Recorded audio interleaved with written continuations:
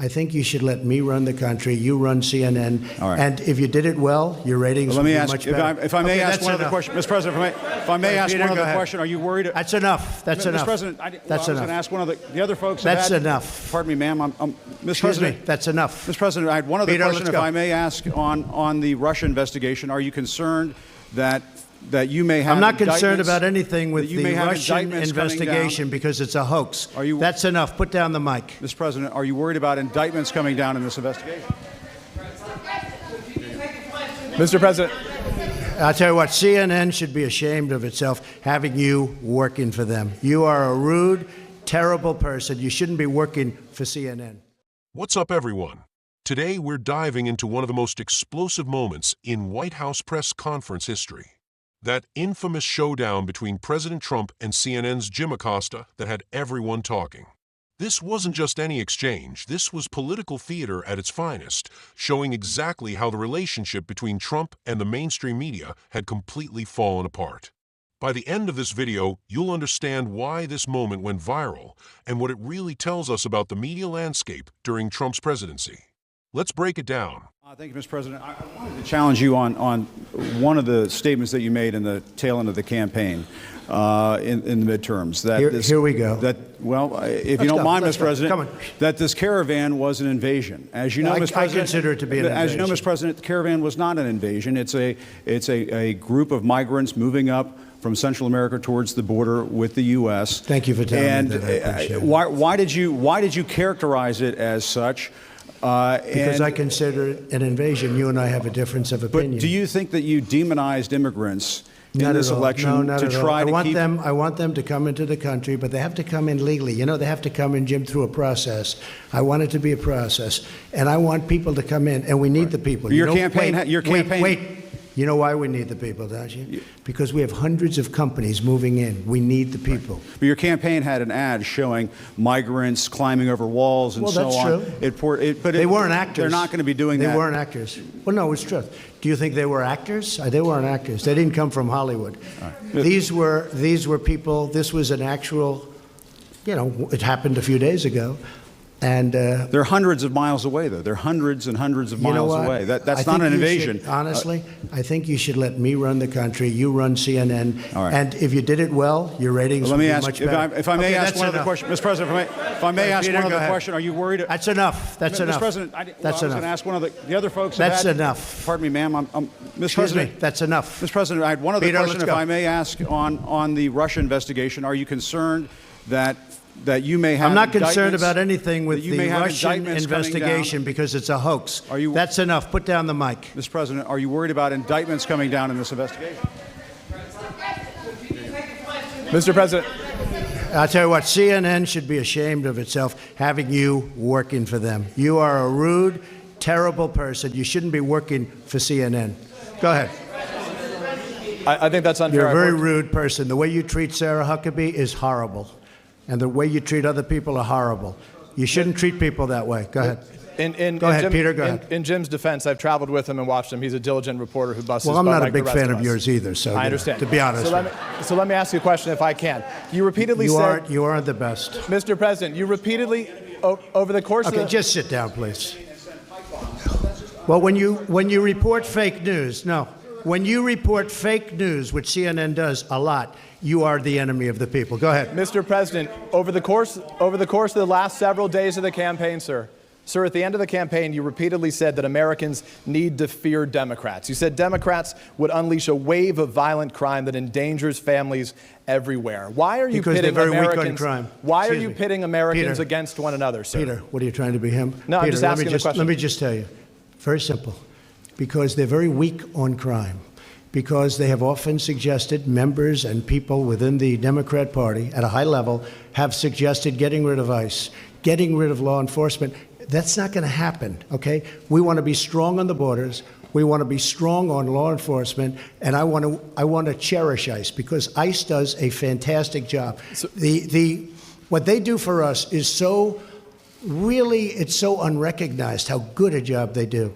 So we want to take care of them, and we want to hold them very close because they do a good job. But the question, Okay, to be clear, though, the question, Thank you sir, very is much. why are you sit down? But the question, but you didn't answer my question. Just very simply, the question is, why are you pitting Americans against one another, sir? I'm not. Is that how you view No, I'm not. citizens well, of look, this country? I'll tell you what. We won a lot of elections last night.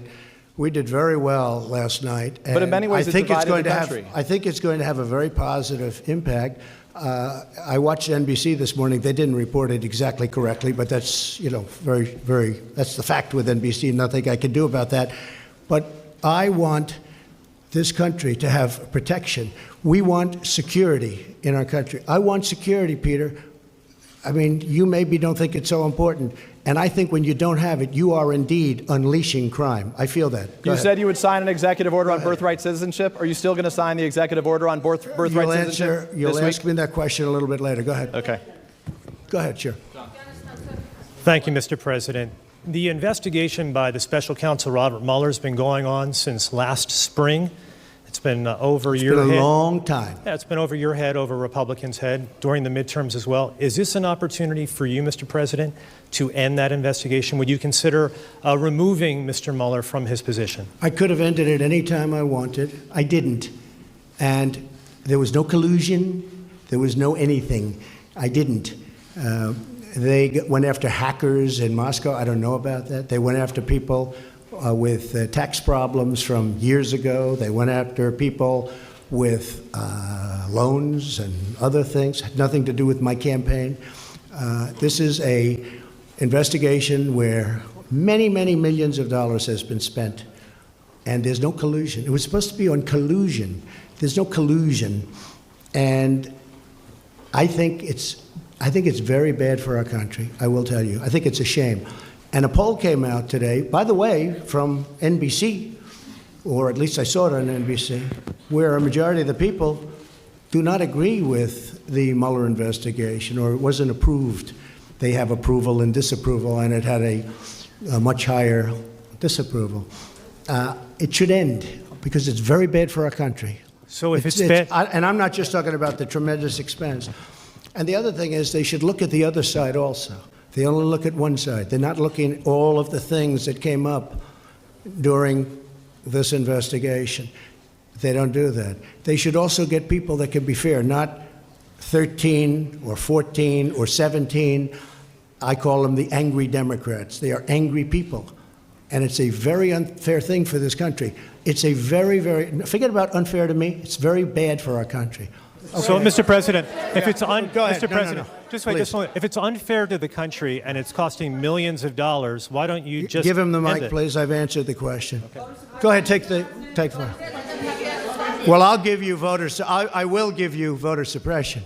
You just have to sit down, please. Sit down. I didn't call you. I didn't call you. I didn't call you. I'll give you voter suppression. Take a look at the CNN polls, how inaccurate they were. That's called voter suppression. Go ahead, please. Thank you, Mr. President. I'm not responding. I'm responding to. Excuse me. I'm not responding to you. I'm talking to this gentleman. Will you please sit down? Excuse me. Would you please sit down? Please go ahead. Thank you, Mr. President. Now that the House of Very Representatives hostile. has fled, It's such a hostile media. It's so sad. You ask me about. No, you rudely interrupted him. Go ahead. thank you, Mr. President. Do your demands remain the same to the United States Congress on immigration in exchange for a DACA fix, in exchange for an amnesty for 1.7 million? Are you willing to change any of those demands that you gave to Congress earlier? I think we could really do something having to do with DACA. And what really happened with DACA, we could have done some pretty good work on DACA, but a judge ruled that DACA was okay. Had the judge not ruled that way, I think we would have made a deal. Once the judge ruled that way, the Democrats didn't want to talk anymore. So we'll see how it works out at the Supreme Court. The tension in that room was unbelievable from the start. When Acosta stood up with that microphone, you could practically feel Trump getting ready for battle. What happened next is exactly why Trump's base loved him. He didn't play by Washington's rules. When Acosta tried to control the narrative, Trump hit him with that now famous line, "I think you should let me run the country. You run CNN."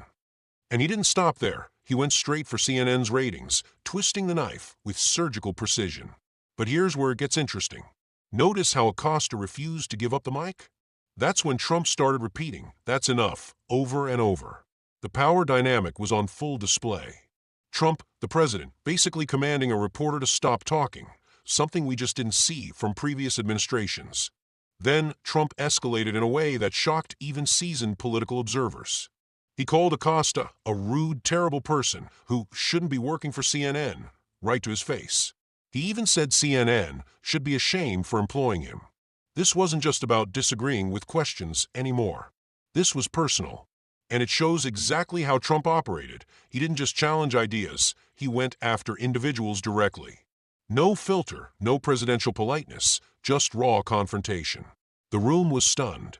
Other reporters were watching this play out, knowing they could be next. This wasn't just an attack on Acosta, it was a message to all journalists about what happens when you push too hard against Trump. The confrontation then shifted to immigration, specifically the migrant caravan that Trump had made a central campaign issue. When Acosta challenged Trump's characterization of the caravan as an invasion, Trump doubled down.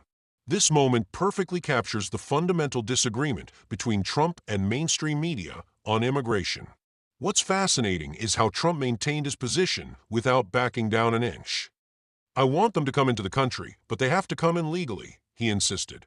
This was Trump's consistent message throughout his presidency, a stance that resonated deeply with his base but drew intense criticism from his opponents. Hey, before we continue with this breakdown, if you're enjoying this analysis of political media confrontations, hit that subscribe button right now. I break down these significant media moments every week, and trust me, you don't want to miss what's coming next. Now, the confrontation reached its boiling point when another reporter tried to defend Acosta, calling him a diligent reporter.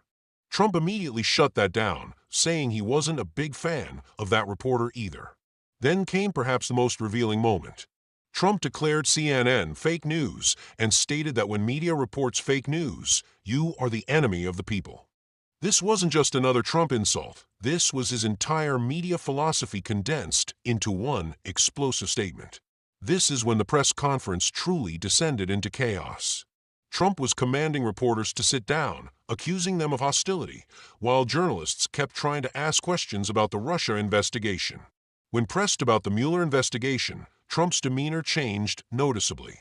He claimed there was no collusion and criticized the cost of the investigation. What's remarkable about this section is how Trump managed to turn a defensive moment into an offensive one. Rather than just denying collusion, he attacked the legitimacy of the entire investigation, calling it unfair to the country and expensive.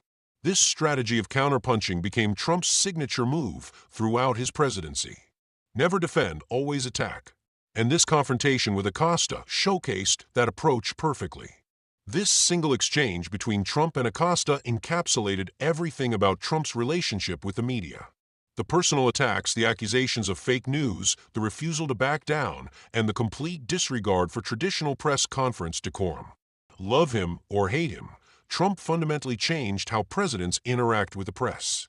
This wasn't just another tense moment. This was a declaration of war on the traditional media dynamic that had existed for decades. That's why this clip went viral. It wasn't just about Trump insulting a reporter. It was about the complete breakdown of the relationship between the presidency and the Fourth Estate, captured in 5 minutes of raw, unfiltered confrontation that defined an era. What do you think? Was Trump justified in how he handled Acosta, or did he cross a line? Drop your thoughts in the comments below, and I'll see you in the next video.